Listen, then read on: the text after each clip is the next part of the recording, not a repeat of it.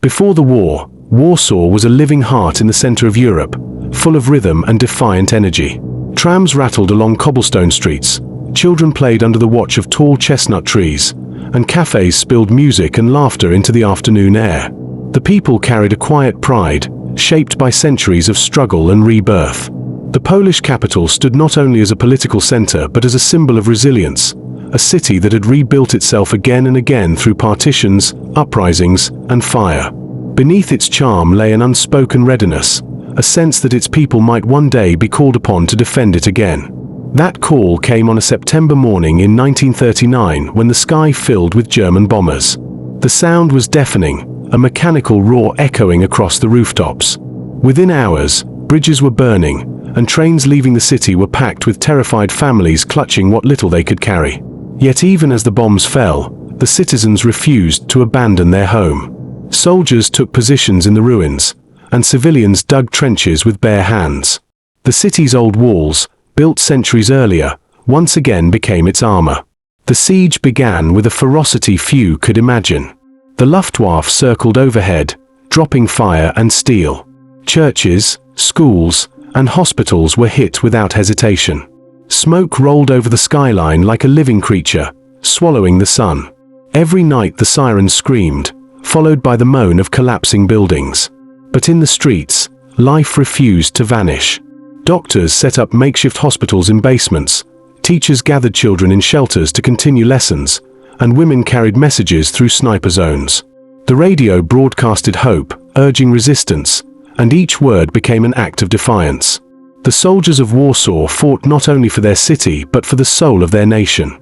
They fought street by street, house by house, as artillery tore through the old quarters and turned avenues into trenches.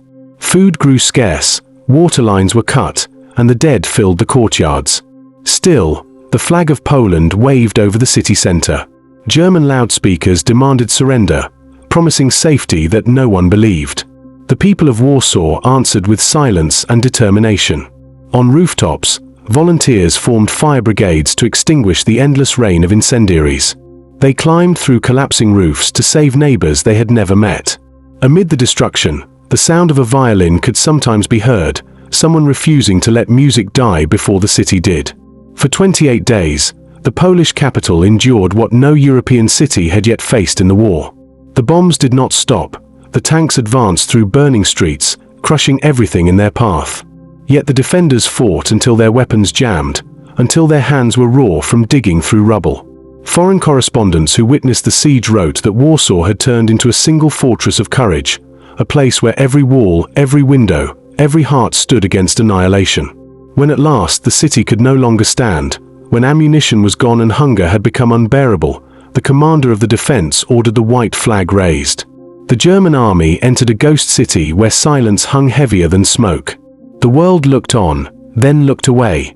Governments issued statements, newspapers printed brief headlines, and the attention of nations moved elsewhere. But under the ruins, the spirit of Warsaw remained. Its people had lost their homes, but not their will. Soldiers who escaped captivity formed underground networks. Teachers turned apartments into secret classrooms. Priests whispered forbidden prayers in the dark. The idea of freedom went underground, feeding on memory and pain. The rubble became a cradle for resistance. Even as Nazi banners rose above the city, invisible hands worked below them, passing coded messages, gathering weapons, and planning for the day the world would remember Poland again. The fall of Warsaw was not an ending. It was the beginning of a vow that the city would never surrender its soul, no matter how long the occupation lasted or how heavy the price would be. When the German armies settled over Warsaw, silence replaced the sound of life. The city no longer belonged to its people. Soldiers patrolled every corner, their rifles glinting in the dim light, their orders absolute. The first weeks of occupation were filled with public executions meant to crush the human spirit before it could resist. Families were dragged from homes, businesses confiscated, churches desecrated. The occupiers wanted obedience, but what they created was a quiet, burning hatred. The population adjusted to fear as though it were weather. Bread lines formed at dawn, children learned to walk without looking at soldiers, and the scent of smoke from burnt-out houses lingered in the air like a constant warning. Each day the German banners hung higher, and yet deep below them, something invisible began to move. The Jewish community suffered first and most cruelly. Entire neighborhoods were sealed behind walls topped with barbed wire. The ghetto divided the city's heart, separating families who had shared the same streets for generations. Inside those walls, life became a slow death. Hunger hollowed faces, disease spread unchecked, and the sound of boots on cobblestones meant another raid, another absence. Black markets thrived in secret. A crust of bread was worth more than gold. Children crawled through holes in the walls to smuggle food, often never returning. Doctors performed miracles with nothing but willpower and faith. Priests and rabbis buried the dead by candlelight, whispering prayers over mass graves dug between ruins. Every dawn revealed fewer people alive than the night before. Outside the walls, fear spread just as quickly. The Gestapo took over mansions and turned them into interrogation centers. Any rumor of disloyalty led to arrest. People learned not to speak, not to trust, not to hope aloud. Yet in the same breath, the will to resist grew. In basements and attics, typewriters clicked through the night. Underground newspapers reported forbidden truths, and secret teachers carried on lessons so the next generation would not grow up in ignorance. The penalty for discovery was execution, but the people of Warsaw had already learned that silence was a slower death. Messages were hidden in loaves of bread, couriers disguised as beggars carried letters across districts, and symbols of defiance appeared on walls, an anchor shape representing faith and struggle. By 1941, Warsaw existed in two layers, the city the Germans saw and the one that breathed beneath it. The upper world moved through the routine of occupation, but underneath it ran an electric pulse of rebellion. Weapons were smuggled in through forests and rivers, hidden in crates marked as farm tools. Soldiers without uniforms trained in darkness, reciting oaths by candlelight. The Home Army began to form its structure, linking isolated cells into something larger, something that promised redemption. Each act of sabotage was a message to the world that Poland still lived. A bridge destroyed, a train derailed, a German officer shot in the street. Each strike brought death in return, but also pride. Inside the ghetto, despair turned to fury. People who had once prayed for rescue began to prepare for revenge. Secret workshops built weapons from stolen metal, and underground leaders planned an uprising no one believed could succeed. They had seen what silence brought. Now they chose to die on their feet rather than fade in the shadows. The Polish resistance outside tried to help, but resources were scarce. The occupiers answered every whisper of defiance with cruelty beyond measure. Entire families were executed if one member was caught helping Jews. Yet still, in the darkest nights, food and medicine crossed the walls through tunnels, pipes, and saws. Humanity survived in gestures too small for history books to record. By the end of 1942, the population of Warsaw had learned to live with constant grief.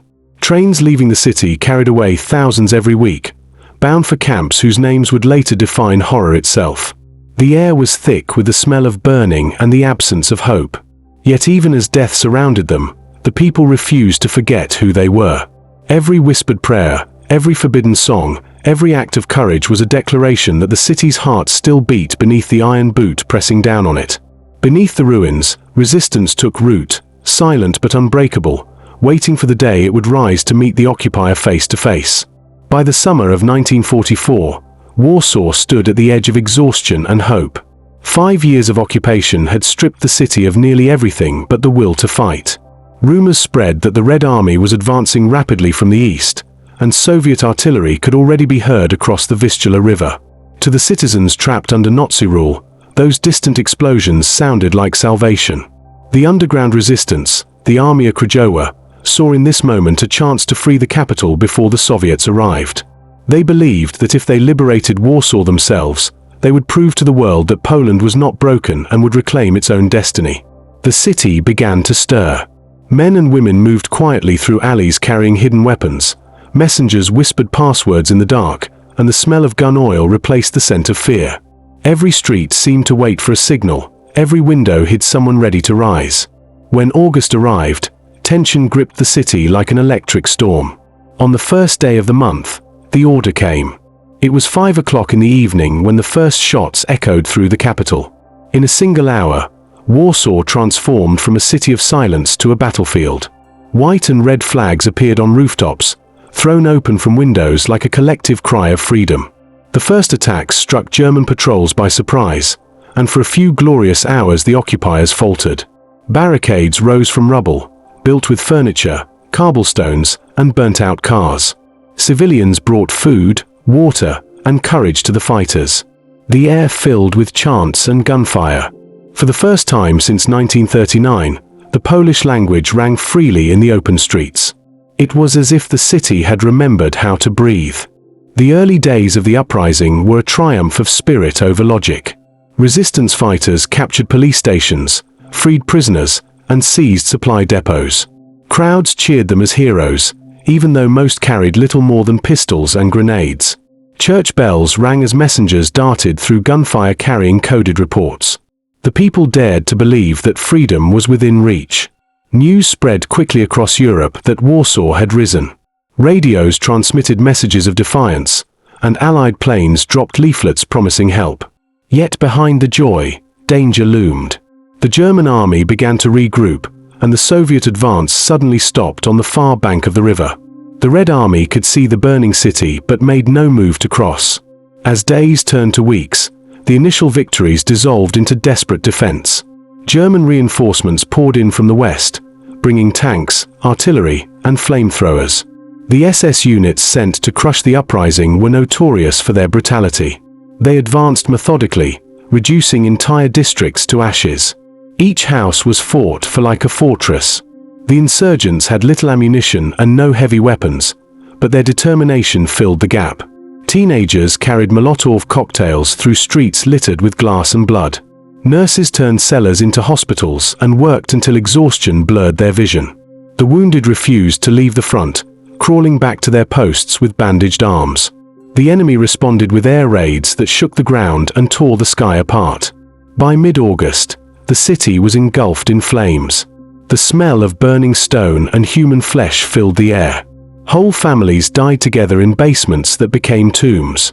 The resistance still held parts of the center, but communication was breaking down. Ammunition ran low, food vanished. Pilots from the west tried to drop supplies, but many crates fell into German hands. Messages were sent again to the Soviet side, begging for support, but none came. Stalin's army waited in silence, watching as the Germans crushed the last Polish hope of independence. The people of Warsaw began to realize that they were not fighting a battle for victory but for remembrance. In September, Hitler's fury reached its peak. He ordered that the entire city be destroyed and its population annihilated. His generals carried out the command without hesitation. The German assault turned into a campaign of extermination. Flamethrowers swept through hospitals, and artillery pounded every remaining stronghold. Yet even in the face of certain death, the defenders refused to surrender. They moved through the sores to strike from behind, fighting for every meter of ground. Songs of defiance echoed through the tunnels, mixed with the thunder of explosions above. Each passing day carved Warsaw deeper into legend. By the time the month ended, the city that had dared to rise stood in ruins. Thousands of fighters lay dead, tens of thousands of civilians perished, and the Red Army still watched from across the river. The rebellion that began with flags and songs ended with ashes and silence. But in that silence lived something immortal. The uprising had failed militarily, yet it proved that a nation could be beaten, occupied, starved, and still refuse submission. As smoke drifted above the ruins, the surviving citizens of Warsaw understood what their courage had meant. They had fought not for victory but for the right to say that even under the darkest sky, Poland still lived. The city that had once been full of life was now a furnace. From above came the roar of engines that never stopped, a sound so constant it became part of the air itself. The Luftwaffe descended in endless waves, their bombs dropping with mechanical precision. Explosions rolled across the skyline like thunder from an angry god. Glass shattered, walls crumbled, and the sky turned the color of rust. The air burned with the smell of smoke, oil, and flesh. People no longer looked up when the sirens wailed. There was nowhere left to run. The bombs came for everything that moved, and everything that didn't. Hospitals, schools, and churches were marked for destruction. The wounded were incinerated on stretchers, priests buried alive under collapsing ceilings, and children vanished before their mothers' eyes. Each new detonation erased another street, another memory, another heartbeat. The fire spread faster than reason.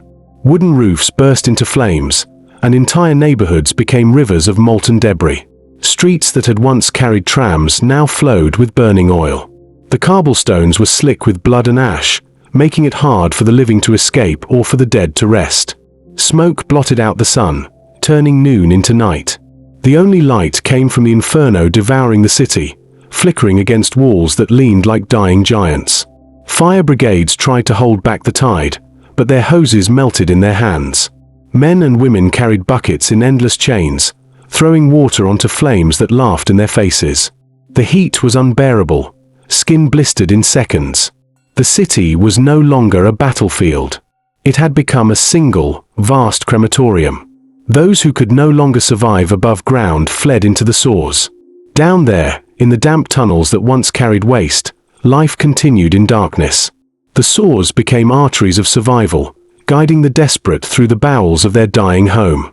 Mothers carried their children on their backs, wading through water thick with blood and debris. Soldiers moved silently with flashlights wrapped in cloth, leading small groups toward temporary safety. The air was foul and thin. People fainted from lack of oxygen, their bodies carried along by the current. Somewhere above, the city screamed as entire districts collapsed. Every tremor shook dust from the ceilings, and sometimes entire sections of the tunnels caved in, trapping hundreds beneath the earth. In that stifling darkness, people whispered prayers to any god that might still be listening. Above ground, the destruction took on a rhythm, almost ritualistic. Bombers flew in formation, releasing death with cold precision. Firebombs exploded, scattering burning phosphorus that clung to flesh like liquid sun. There was no distinction between civilian and soldier, between refuge and target. Even the hospitals marked with red crosses were reduced to smoking pits. Nurses carried the wounded into cellars only to die beside them moments later. Children who had survived for weeks under siege finally succumbed to the flames, their small shadows flickering against the walls before vanishing forever. Whole families disappeared without trace, their names erased with their homes. The air grew so hot that iron railings twisted and church bells melted, their sound replaced by a low metallic groan that rolled through the ruins like a dying breath. In the midst of that chaos, there were flashes of humanity that refused to die. A man dragged a stranger from the rubble and gave him the last drops of water from a cracked canteen. A nurse with burned hands continued to dress wounds using torn pieces of her own clothes. A soldier blinded by smoke fired blindly into the sky, screaming for the planes to see him. Hope was madness, but still it existed. Every act of mercy was an act of rebellion against extinction. Yet the inferno did not relent. Each hour brought new bombers, new explosions, and new despair. The people who had once dreamed of liberation now prayed only for the fires to stop, even if that meant their own end. By the time the bombardment finally slowed, Warsaw no longer resembled a city. It was a landscape of twisted metal and smoking ash. Entire blocks had vanished, leaving behind only chimneys and fragments of walls. The river ran black with soot. Thousands lay buried beneath rubble that no one could clear. The Luftwaffe had turned the Polish capital into a monument of annihilation. The survivors who crawled out of the sewers looked around in disbelief, unable to find the landmarks of their childhood or the homes of their families. Everything was gone, consumed by a fire that had been fed by hatred and executed with precision. What remained was silence, the kind that follows after screams have burned out. It was not victory or defeat, not even war. It was the deliberate unmaking of a city, a living place turned into dust and shadow. In that silence, only one truth remained: Warsaw had not fallen, it had been erased by fire. Wola had once been a working district, filled with markets, factories, and narrow streets where families lived close to one another. It was not wealthy, but it was alive, pulsing with the noise of labor and laughter. When the uprising began, its people believed they were fighting for freedom, not for survival. They built barricades, hid the wounded, and opened their homes to soldiers of the resistance. For a moment, courage filled every corner. Then, as August wore on and the Germans lost ground elsewhere, the storm came for Wola. The SS arrived in armored trucks, their orders simple and absolute. No one was to be spared. Not the old, Not the young, not the sick, not the unborn. They came not to fight but to exterminate. The massacre began before dawn. Soldiers fanned through the streets, dragging civilians from their homes. Men were lined against walls and shot without a word. Women clutching children were herded into courtyards and machine-gunned where they stood. The sound of gunfire blended with screams until it became one endless roar. Within hours, entire blocks were turned into killing grounds. The SS used warehouses and factories as execution sites, forcing hundreds to kneel in rows before mowing them down. Blood pooled across the floors, flowing out through doors and gutters into the streets. The air grew thick with the stench of gunpowder and death. Those who tried to hide were smoked out with grenades or burned alive when soldiers set the houses on fire. The massacre unfolded with mechanical precision, guided by hatred and discipline. By midday, Wooler had become a slaughterhouse. Machine guns rattled without pause, reloaded only long enough to clear the next group of victims. German officers recorded numbers with clipboard efficiency while their men worked through the crowds. Bodies piled against walls, and the cobblestones ran dark. Some soldiers grew sick from the sight, but the killing did not stop. An order came down to conserve ammunition. The executions continued with bayonets, rifles used as clubs, and grenades tossed into cellars filled with families. The screams echoed through the smoke, rising and fading as each explosion tore another hole in the earth. Houses collapsed onto the dead and dying, trapping them together in silence. Dogs wandered through the ruins, drawn by the scent of blood, feeding on the unburied. In the chaos, there were moments that defied belief. A priest tried to bless a dying child and was shot before finishing the prayer. A mother covered her son's body with her own, only to be dragged away and killed. Firefighters who came to extinguish the burning buildings were executed alongside the people they tried to save. German medics sent to check the scene found babies thrown into fires and soldiers posing for photographs among the corpses. Even hardened officers began to protest the madness, but their voices were drowned by the orders of their superiors. No mercy was allowed. This was not punishment for rebellion. It was an act of erasure. The Germans wanted to make an example of Wooler so that the rest of Warsaw would break without a fight. Night fell, but the killing continued under the red glow of burning rooftops. Fires consumed the streets, revealing scenes of unimaginable horror. Survivors crawled out from under piles of bodies only to be shot again. Some slipped into the sores, carrying the last whispers of what they had seen. The resistance in nearby districts could hear the distant thunder of executions and knew what awaited them if they failed. Still, they fought on, driven by rage and grief. Wooler, once a neighborhood of ordinary lives, had become a grave for tens of thousands. The smell of death spread across the city, and the silence that followed each wave of gunfire was heavier than the explosions themselves. When German officers finally reported to headquarters, they claimed success. They said the district was pacified, that order had been restored. What they had truly done was extinguish an entire population. Between 30 and 50,000 civilians were murdered in less than a week. No records could capture the full scale of it. Entire families were wiped from history without a name left behind. Even some German commanders admitted that what had happened was beyond war, beyond reason. But their horror changed nothing. The orders stood, and the extermination continued elsewhere. Wooler was gone, consumed by blood and fire, its streets buried beneath layers of ash and silence. The uprising lived on in other districts, but its heart had been torn out. Those who escaped carried memories they would never speak aloud, memories of a place where life had been turned into a nightmare so vast it defied language. By the time the smoke cleared, Wooler no longer existed as a district. It existed only as a wound, one so deep that even the passing of time could not close it. For 63 endless days the city fought against the impossible. Every sunrise brought new destruction, yet the people of Warsaw refused to vanish quietly. The resistance had dwindled to scattered units moving through collapsed buildings, their weapons rusting from the damp and their stomachs empty. Fighters shared the last handfuls of ammunition as if passing pieces of hope. Children served as couriers, crawling through holes and rubble with messages that could change the fate of an entire district. Nurses tended to the wounded by candlelight in cellars that smelled of smoke and blood, sewing wounds with thread meant for clothes. Outside, the air quivered with the whine of artillery shells. The city no longer slept. Even the silence was alive with fear. As the weeks dragged on, the uprising turned from battle to endurance. Food disappeared first, then water.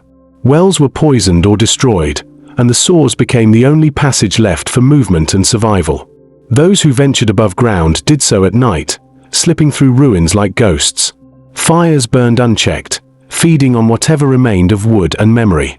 The dead could not be buried. They lay in heaps under shattered windows and collapsed roofs. The smell of decay hung everywhere, and yet still the people fought. They fought not for victory, for that had long slipped away, but for dignity. Every house became a fortress. Every street was a last stand.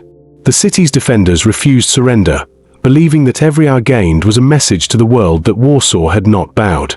By September, the resistance was running on courage alone.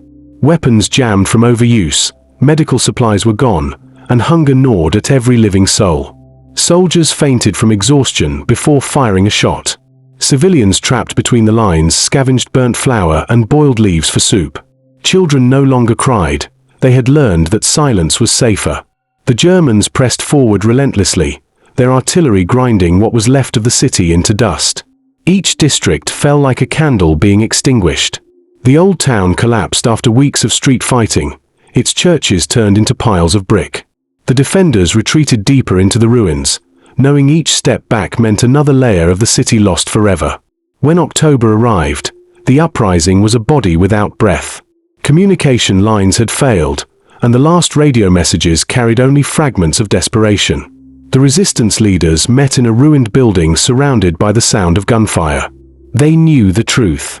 There was nothing left to defend but the wounded, the starving, and the few civilians who still clung to life. To continue meant extermination. To surrender meant humiliation.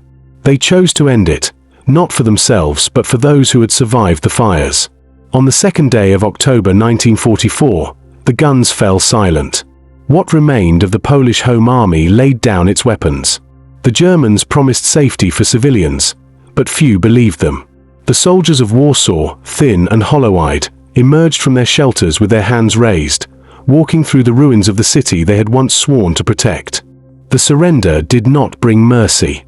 Instead, it brought the final execution of Hitler's rage. Orders were issued from Berlin to erase Warsaw completely. Engineers and demolition squads were sent to finish what bombs had started. Systematically, they placed charges in every surviving building, every bridge, every symbol of Polish identity. Palaces that had stood for centuries were turned into rubble. Libraries filled with irreplaceable manuscripts were set ablaze. Museums, hospitals, universities, and theaters were reduced to ash. Even statues were torn from their pedestals and broken into pieces. The destruction was methodical, planned like a military campaign. Where once stood a proud capital, only blackened stone remained. By the first snows of winter, Warsaw had ceased to exist. 85% of its buildings were gone, its population scattered, its heart extinguished. The Germans had not merely conquered a city, they had tried to erase its memory.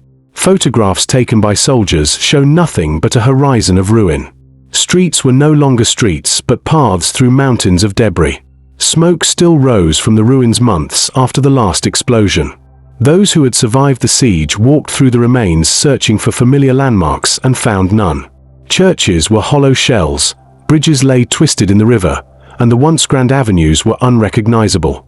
What had been a living city had become a grave made of brick and ash. The destruction of Warsaw was more than vengeance. It was an attempt to erase a nation's soul. But even in ruin, the city defied its killers. Beneath the silence, there remained the unbroken will of those who had fought and died believing that Poland would rise again. The ashes of the capital hid not defeat but the seed of rebirth. Though the streets were gone and the walls reduced to dust, the spirit that had sustained Warsaw through fire and starvation waited patiently beneath the snow, ready to breathe again when the war was over. When the last echoes of gunfire faded, Warsaw no longer resembled a city. What stood before the eyes of the survivors was an open wound stretching to the horizon, a landscape of chimneys and broken walls piercing through smoke. Streets had lost their names, squares had lost their boundaries, and only the ashes could tell where homes once stood. The silence was unbearable, a silence not of peace but of exhaustion. It carried the weight of voices that would never speak again. Those who crawled out from hiding moved like shadows between the ruins, searching for anything familiar of face, a piece of furniture, a corner of a wall still standing. They found nothing. The city had been hollowed out, stripped of its heart, its people, and its memory.